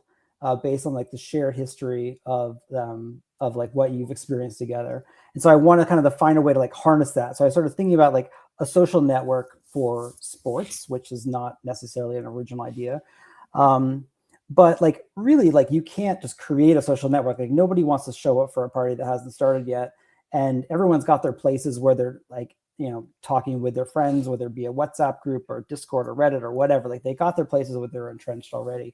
And so really I wanted to seed it with like the best sports content for your favorite team, like keeping the experience like entirely focused around your favorite team without the noise and the politics of like, and the sort of thrash of like a Twitter or whatnot. And like, kind of seed it with like everything that you could want as a fan, and then make a great kind of single player experience for like one person would want to come and like to Fanarchy every day to, follow their team. And then like people will come, it just takes time for people to sort of like, get enough kind of critical mass of people that like, there's going to be like, kind of the conversations and takes and things like that you necessarily have on Twitter. But I'm like pulling in highlights, news, game feed, live play-by-play, and such, so that it's like, sort of a supercharged MLB app, ballpark app, and Twitter kind of rolled into one. It gives me notifications. I have my Cubs notifications on, and I'll be listening to the game on the MLB app sometimes if I'm not near an actual physical radio, because that's the fastest way to get the information unless you're at the game. But I will get the notification from Fanarchy that the Cubs have scored before even the MLB app has given it to me. And I'll go one step further. The Miguel Esparza's call in Spanish is well ahead of Pat Hughes's call. So if you want to know what's happening, listen in Spanish and download the Fanarchy app, and you'll know just a little bit after. Right, just a little ahead. Yeah. I mean, I suppose that's a good feature. Like I think MLB actually just slows it down a little bit because they know that they're trying to like line it more up with like the actual like games themselves. So like the apps don't ruin the experience, necessarily. So I did add like a ability to delay it. So if you don't want to you can add like a delayed notification. So you don't want to like, have it ruined for you. If you're like watching on Hulu or something, it's got like a 10-second delay or whatever. You can suppress the notification, or if you just want to know a little bit ahead of everybody else, like, you don't have to turn. Sometimes it's fun being in the room, be like, I bet he hits a homer right here. Oh, I do. I do that all the time. Yeah. I'll get because it's like somebody paused it, to say something, and people forgot it got paused, and you're watching, 2 minutes behind or something. It's fun. And a lot of people, the ranters have been downloading it, and Corey says, I love the app, but I don't see the Sun Ranto show on Fridays. I don't know what that means, but I think it's my fault. I need to get more, like throw my API to you. I need to do more like short form YouTube videos and stuff like that to kind of populate the feed. And then also like it's got this great service where it'll automatically upload your pictures that you've taken at the ballpark. So if I go to Wrigley Field, it keeps track of what games I've gone to because it has the location services, and it keeps track of my record at the games. Your fan record. It automatically uploads my pictures and just puts them on my feed. So I don't have to like do it automatically, but that's a little dangerous for a guy like me. I have to really be clear that I don't take pictures of in the troughs or something like that. Something I normally wouldn't. Well, you can hide. So the photos you can choose not to upload the photos to like for other people to see. You can hide them too. So if you got some, from some that are not appropriate for families, you can hide those. But I see you're 19 and 16 here so far in the 35 That is not games. accurate though. I feel like you got to flesh that out a little bit more. Yeah. I have a terrible record this year. I've only watched them win one game, I believe, out of 6 or 5. I want to say I'm 1-4 on the year going to the game. Oh, I think I need to stay away. I got yard work to do. I'll just stay away. I'll go with you, Britt, and hopefully, your negativity about your team will rub off on the Mets. And the Cubs will pick one out. It's all going to even out. It's going to be fine. We're going to be right there in the NLCS together. Come back on the show and actually, I'll be less polite, about it. Now I have to be sheepish, but so we'll see you in the playoffs. It'll be great. I like that. Well, and we did face each other in the playoffs back in 2015 when Gregory Polanco was busy being tripped by a ghost. Right. But I had a great time during that series, except for getting swept by the Mets. But here's why I like the Mets better. Because when I went to those games, Cubs lost in New York. It was super cold, and all these ushers and other fans at Wrigley Field, because the Cubs fans showed up to those games because we were on our little march there. And so many people came up to me and were like, man, if we don't do it this year, if we don't get there, I really hope it's you guys. Like, good luck to you. And people don't think of New Yorkers that way. Usually they think of New Yorkers as slit your throat, cut your head off, shit down your neck. But in reality, everybody is especially Met fans are super nice. Now, Yankee fans, on the other hand, fuck nice. them. Fuck no. them. War. Hey, something we all have in common. Fuck the Yankees. Yeah, fuck the Yankees. I mean, those guys like pulling the ball out of Betts's glove, in the World Series, like that to me just like epitomizes my experience at Yankee Stadium when I've gone to Yankee Stadium. I actually like the Citi Field experience. I think is just so superior, and that's that's definitely worth a trip for anybody who hasn't been there. Here's a nerdy question from our sponsor, Penguin Imprints. Little Yumper says, a little nerd talk. Britt, are you calling an API? There are many APIs. Yes. Let's see. I have about 500 RSS feeds that I've selected of all the best sort of sports feeds out there for every team. And so every 10 minutes, the app goes, or the backend goes and searches for new articles from all those RSS feeds. And then there's sort of a bunch of chomping and that it does to sort of figure out like which articles should go into kind of which feeds and kind of how to sort of present it. I'll show my app. So I'm on the Cubs feed right now, but but I also subscribe to the Mets feed, which you're quite active on, I've noticed. Right. Yeah. I gotta keep the party going. But this has got look, Locked On Cubs, there's Sam right there. Marquee Sports Network. The recap is in there. Setup Man. All these guys have been on this show before. Yeah. Cubs so it's baseball channel. That's Mick Gillespie. Yeah. So it's everybody, and this is all YouTube right now. But does it pull from other places too, like so Cubs Insider, Bleacher Nation? That all pulls from YouTube. I also pull from Blue Sky. so there's some fan bases have more compelling blue sky posting than other fan bases, but that's also nice. I am also just about to release a creator platform. So I've got Joe Sheehan and Will Carroll, two baseball writers that are they're well known. Yeah, they're awesome, and they're lending me their content to ingest and then present kind of in posts in the feed. And then you could just like the news articles, you can you'll be able to tap on their content and go to their articles.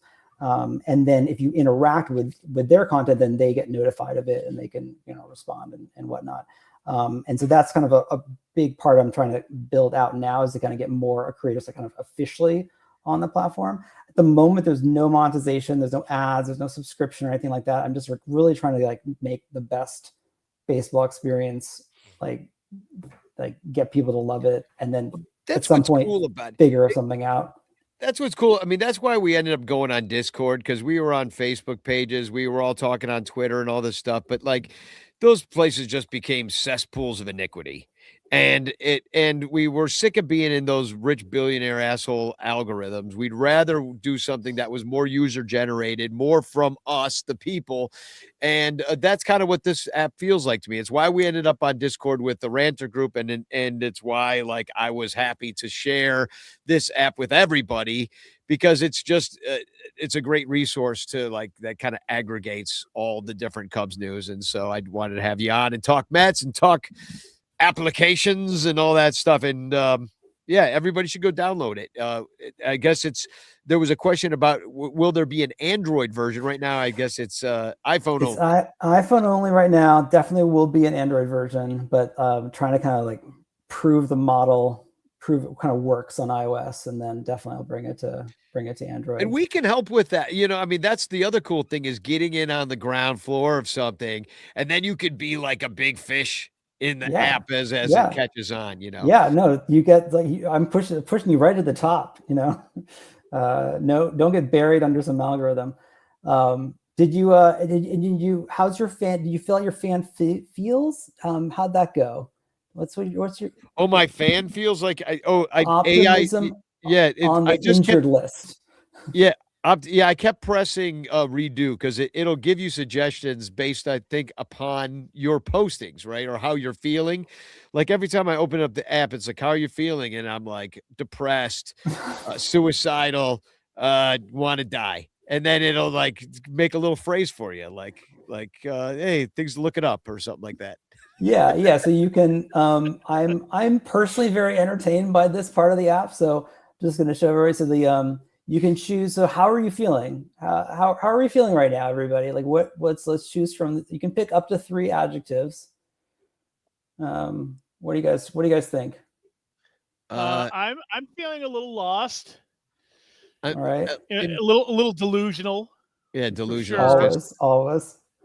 How about, I like impatient.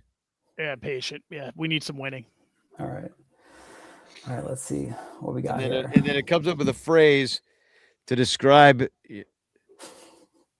probationary faith full-time scoreboard. Not a banger.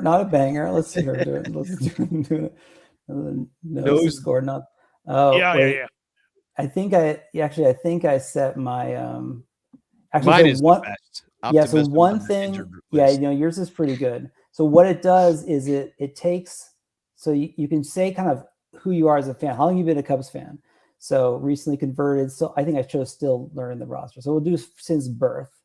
And then that then informs the fan feels. So I don't know, we have slightly different adjectives this time. We'll do, not questioning, worried. All right. And it asks you every now and again how you're feeling. Yeah. Yeah. This was probably our ceiling. Okay. LDS expert at expecting more. Okay, well, getting somewhere. I like still that one. Waiting on the easy part of being a Cubs fan. No, nobody's waiting for that. If you are, you should just have put delusional. Breaking 500, breaking my spirit.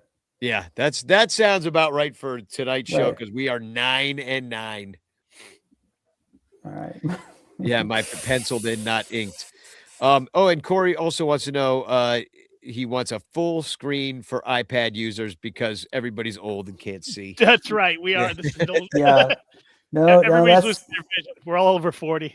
that's definitely on the backlog. A big, spread it out over big screen. Going to use all that space. That would be that's definitely on the backlog too. Well, yeah, and it will get done if we all use the app and everybody's like, hey, this is a great idea, Britt. Like, let's make an iPad. Here's a bunch of money. Let's make an iPad version. Let's make an Android version.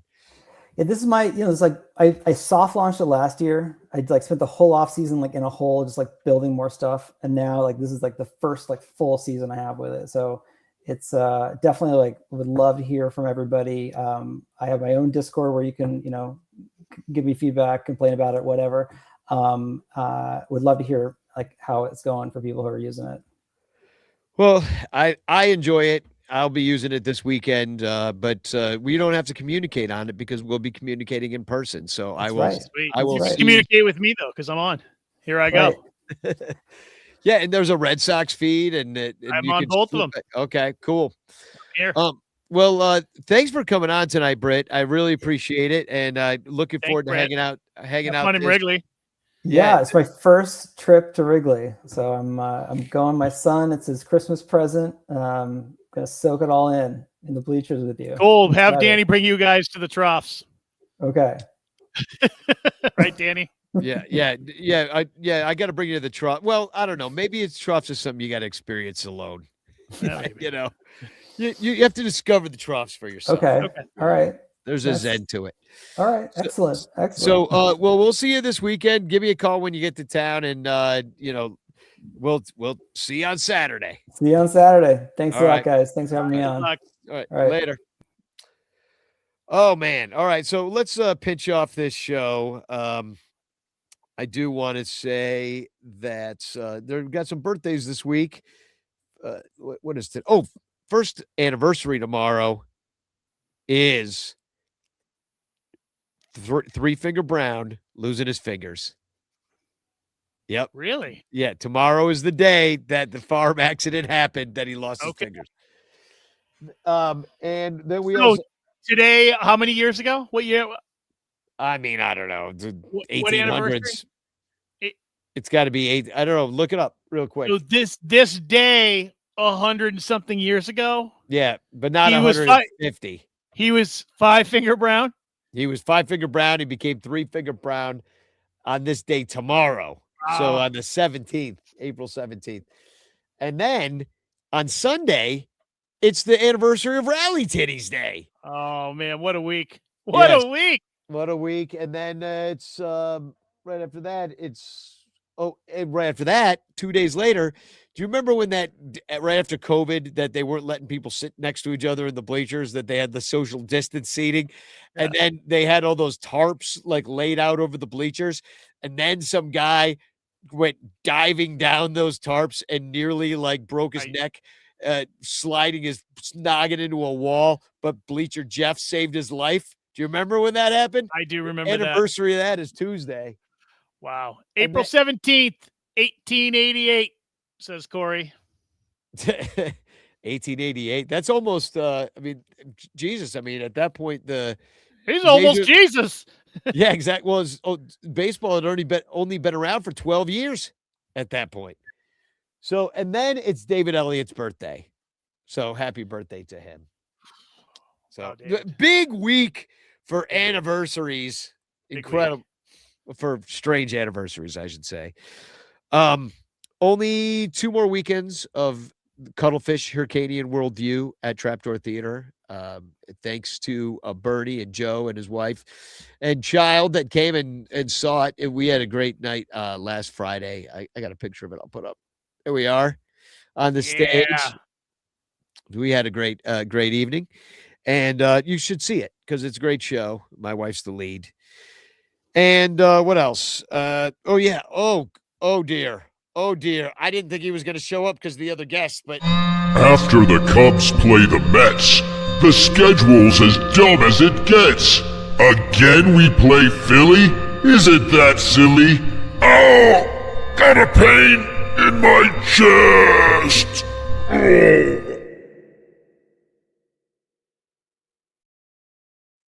What is he eating? He's a mess. He's a fucking mess. He needs to see a deity doctor. Dr. Deity.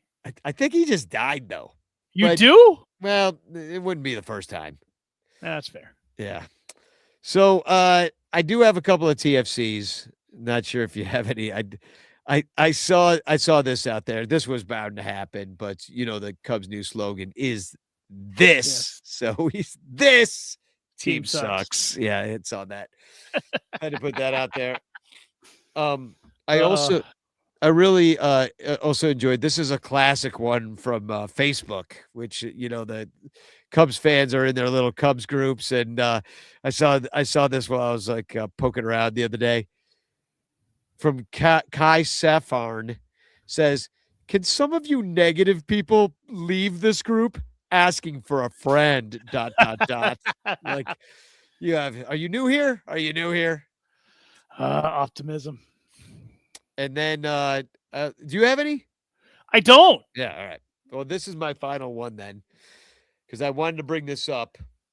You told me Michael wasn't coming. I got confused.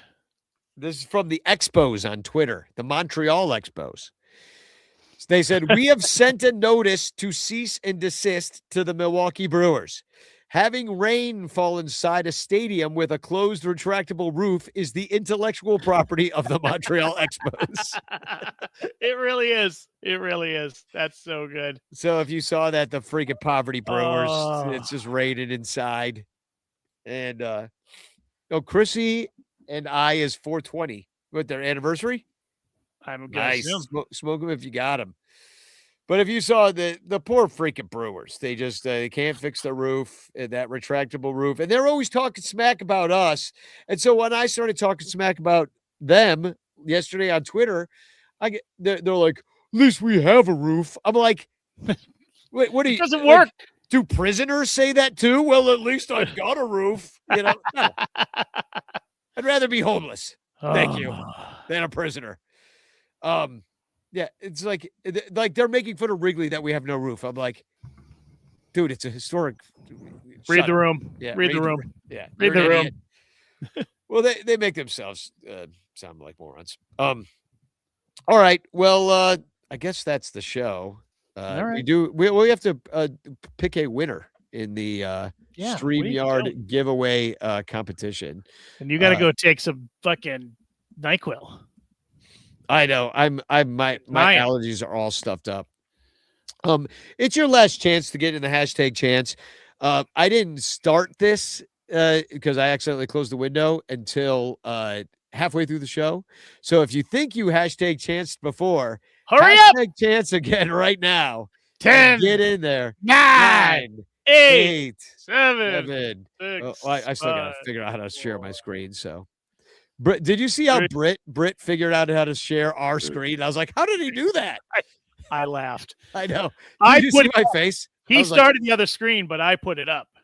Oh, okay. I added it, but he started it. He started a second screen. I was like, how did he do that? Yeah. Although his room's still open. Do you want to see what's going on in his house right now? Oh, yeah. We could just head on. Go spy. Yeah, let's bring him on. Let's see what's going on. Thank God he wasn't rubbing one out. Is that he pulling sorry, dude. Pulling a Jeffrey Tubin? Yeah. Remember that guy? Oh, so good. All right. Hashtag change in the chat. It's your last chance. Here we go. We're picking it. Somebody's going to win it. Somebody's got to win. I don't know who, though. We're about to find out. Let's go. The winner is Corey Furlong. I saw Corey a few times. Talking smack in the chat all night long. Enjoying a couple. No cotton equals under 2 hours. Exactly. I texted Lyle halfway through the show, and I was like, hey, we might get out of here by 9 tonight. What do you say? So Corey here in the chat saying, hooray, suck it, losers. I agree. Suck it, losers. Unless you're a Patreon supporter, in which case you are not a loser. You're a wonderful person. That's a wrap. You could play a song, but you should play like 3 in a row so it goes over 2 hours. Just stack them. All right. Well, thanks for being here. Please support us at patreon.com/Bleacher Bunch. And here is a song from a long time ago. And we'll just keep Britt's actually your moment of zen is just Britt's apartment in New York City. So here's a new one from me. 10 years ago, we cried in the stands. 10 years ago, we drank and we danced. We listened to games at our grandfather's graves. I wanna go back to 10 years ago, back to 10 years ago, back to 10 years ago. We chalked up the walls 10 years ago. We conquered the fall with songs in our throats. We slaughtered the goat. I wanna go back to 10 years ago, back to 10 years ago, back to 10 years ago. Build me a time machine, a time machine. I wanna go back to 10 years ago, back to 10 years ago, back to 10 years ago.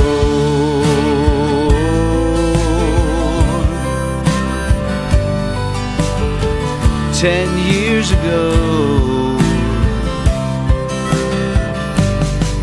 we laughed through the tears of a century's years. I wanna go back to 10 years ago, back to 10 years ago, back to 10 years ago. When we were all young, 10 years ago, we finally won. Hey, family and friends, let's remember when. And we can go back to 10 years ago, back to 10 years ago, back to 10 years ago.